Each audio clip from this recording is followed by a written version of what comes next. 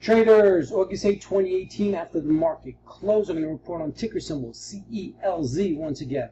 Don't forget, you can follow me on Twitter at Trading Teacher. Visit my site for upcoming live trading courses at thetradingteacher.com and subscribe to this YouTube channel. So CELZ, last time I spoke about ticker symbol CELZ, it was battling the support, the resistance area around right here, and you can see how this pattern is forming.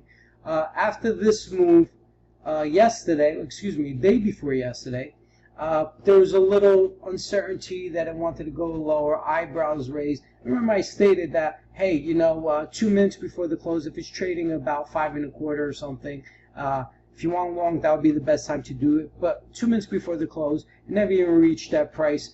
This up momentum from support, I told you the support was weak. It showed that it was a fake, and as you can see, it's ticking down. Now it's at this uptrend right here. Now, if this uptrend doesn't hold, it's going to crack and head lower. I hope people took profits prior to, we're trading here.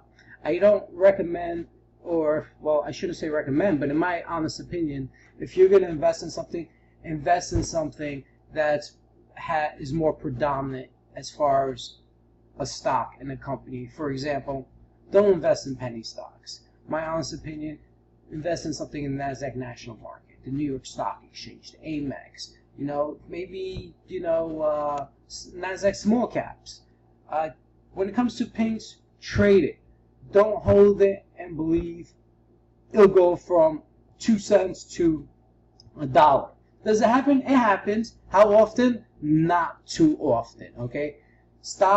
Penny stocks tend to go bankrupt and go back to zero a lot more than it goes to $1. So take that into consideration moving forward on all your trades. Remember, you can follow me on Twitter at Trading Teacher. You can visit my site, thetradingteacher.com, for upcoming live trading courses.